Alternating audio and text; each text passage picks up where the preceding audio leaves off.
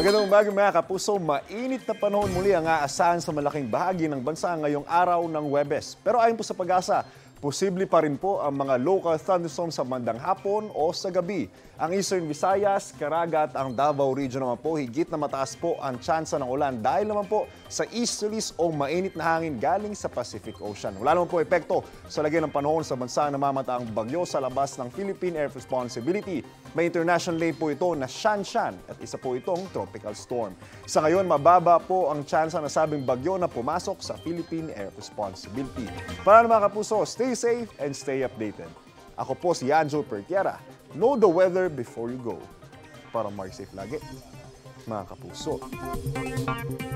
Kapuso, para laging una ka sa mga balita, bisitahin at mag-subscribe sa GMA Integrated News sa YouTube. Sa mga kapuso abroad, samahan nyo kami sa GMA Pinoy TV at sa www.gmanews.tv.